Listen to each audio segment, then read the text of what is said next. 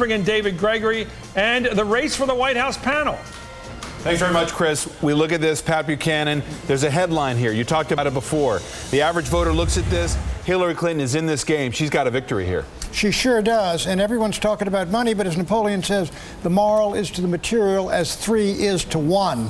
She's going to come out of here, maybe not with a great victory, but with enthusiasm, energy, and fire. If she goes out to Indianapolis and gets a crowd, her people are going to be on fire. Now, that can't overcome the superdelegate hard count, but I do think she's alive in Indiana. She's got a fighting chance there. She's going on, but it is still hard to see, even with this victory, how she takes the nomination. So, Rachel, you're in the Obama camp tonight. What are you worried about? You've been concerned about the fact that you want to get superdelegates out there. I see Robert Gibbs on the Mark Ambitter blog tonight's got this, or the Page blog has got to stop the drama, vote Obama. It gets hard to make that argument to the superdelegates if she scores a victory here tonight. We're still waiting on the margin, and that'll tell us a lot. So what do you worry about? Well, one of the things the Obama campaign has had, they've seemed to have had this kind of reservoir of superdelegates up their sleeve that anytime anything bad happens, they sprinkle out a few more superdelegate endorsements. It's been one of the great under-the-radar things they've done in terms of their techniques. What I'd be worried about if I were them is if I don't have any more up the sleeve at this point. Because if Hillary Clinton does do well today, just winning, we've been saying, but I'm the only one who was saying 1 vote is enough. Everybody else was saying she needed to have 10 points. But if the swing goes her way, then Obama better have some. She has got to raise money. That's what victory has to mean. And even now, we're waiting for the spread. She has got to turn this into actual dollars because she will run out of money. She will bleed to death in this campaign. She will, and I think we do have to see the spread. If it's 10 points, she's able to raise money. If it ends up being 4 or 5 points, she can't get a whole lot. But if I'm Obama, what I'm worried about is Indiana. That's the I think I'm pretty sure I have North Carolina in my pocket. I'm going to do well there. I don't want her to get momentum and threaten Indiana. He has outspent her in Ohio, in Texas, and in Pennsylvania, and he's lost all 3. Now, he's going to need more than just money because she's going to get some out there, and you're right. He ought to look very seriously. $1 million. He has a lot of money. He had that on April 1. A lot of that went into Pennsylvania right down the chute. So maybe he outspends her 6 to 1. Wait a second. Final thought here, Rachel. This is a two-person race. What he did with all that money in Pennsylvania is he broke Hillary Clinton's bank. She is in debt. He's still got $40 million. That was money well spent if I'm Obama's finance director. Double-digit defeat is what he's done. And maybe he weakens her. If he's weakened coming out of this, maybe she's also weakened, and he's got enough reserves to keep going. More on this to come. More reaction as we await the spread. Back to you, gentlemen. All right, David, we interrupt the Hillary Clinton telethon. Look now, let's go back to David Gregory and the race for the White House panel. Thanks very much, Chris. Let's pick up on this point. Rachel, the arguments now to the superdelegates are what matter. What are those arguments on both sides? The argument from Hillary Clinton's campaign is that she is the one who knows how to fight against Republicans, who has been beaten up by Republicans for an entire public career. She's survived it all, and therefore she's really the only one that can beat McCain because she's the only one who knows what's coming down the pike. Barack Obama is too naive and too unappealing a character. But why is this a positive judgment for her? What she wants to demonstrate by beating Barack Obama is that he can't close, he can't win, he doesn't have the breadth of the base to be able to win these big states. It's not a pro-Clinton argument, is it? No, it's not. But she had a case to say Barack Obama doesn't have what it takes to lead the country and fix the country's problems. That's not the case she's made. She's saying this guy can't beat Republicans. They're actually making 2 totally separate arguments. Barack Obama is not talking about who's best suited to beat the Republicans. He's even conceding that maybe this is toughening him up a little bit. But I think that Keith's point is actually really right. One of the things that is most appealing to Democrats about Hillary Clinton is the fighter thing. That's not just something that appeals She's a brawler. She engages. But it's not just a working class thing. It's also Democrats are afraid that Republicans always beat them because they don't fight back hard enough. She seems like she's a bar brawler. You got to not only be able to argue to the superdelegates, you got to persuade them.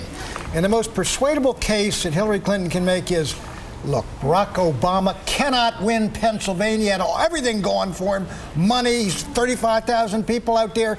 He couldn't win Ohio. He didn't win Michigan. He can't win Florida. That's where this election's going to be decided. You know it, and I know it, and you know all the advantages he got, and he couldn't do it, and we can, despite our so-called disadvantages. That's why superdelegates, I've won the popular vote.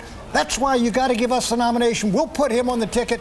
That's our case. Let me get Gene in here with this question. Is there a disadvantage for Barack Obama? He faces an issue like Reverend Wright. What does he do? He engages it head on, but he makes larger arguments. He didn't just feed the soundbite in the speeches. He made the larger argument about understanding black frustration in the country, understanding black rage within communities, trying to put Reverend Wright in context. It was a different type of politics. He has transformed the politics of this campaign, but is he not demonstrating enough fight?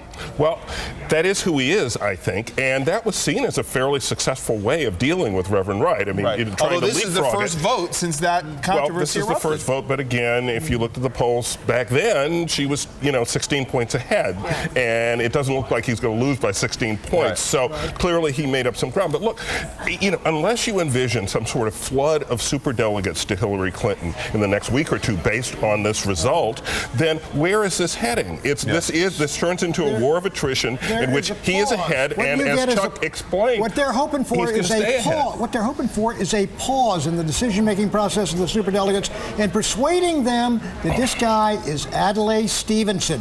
Beautiful speeches.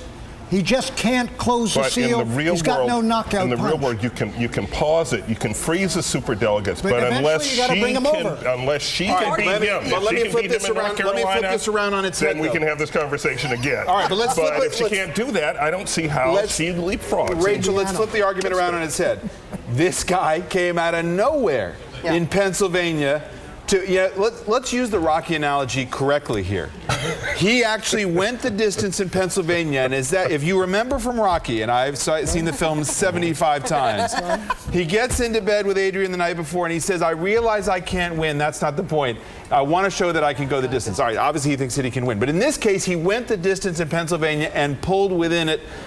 We'll see what the margin is, but to get close enough, he came from way behind. Is that not an argument that he continues to make to the superdelegates to say, look, she is dying kind of a slow death politically?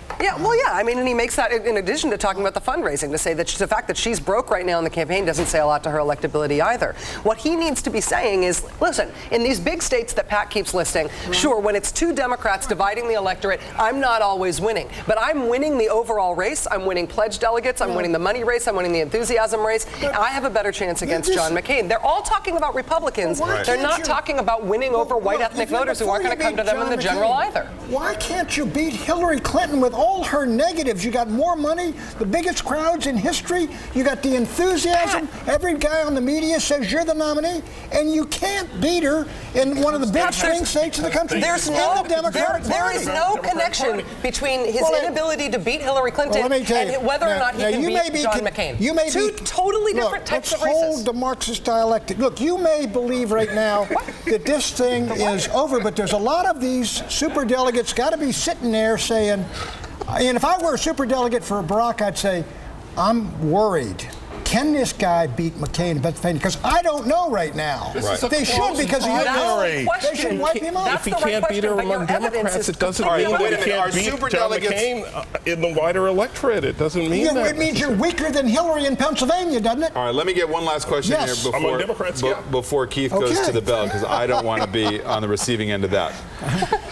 Is the issue with superdelegates, will they not see an attempt by the Clinton campaign to look for any metric to justify their victory? Sure. And will they not see through the idea of the popular vote being what carries the day? That's a positive. I think that they look at that and they say any tactic is okay, any metric is okay. Sure. That's the kind of fighter that we want. I think that's Hillary Clinton's one of her biggest pluses. In the last analysis, these guys are intelligent guys. They know the damage done to the party if they take this away from Barack. But they also want to win. You've got to persuade these guys, and they're going to be very tough to persuade if he's ahead in pledged delegates and she's not ahead in popular votes to take it away from him. Unless they really have a powerful argument, an overwhelming argument, I don't think they will move. They don't have it yet, but I'll tell you, they got doubts in their mind right there tonight about whether this guy, Barack Obama, can do it. All right, we're going to leave it there for now. Gentlemen, back to you.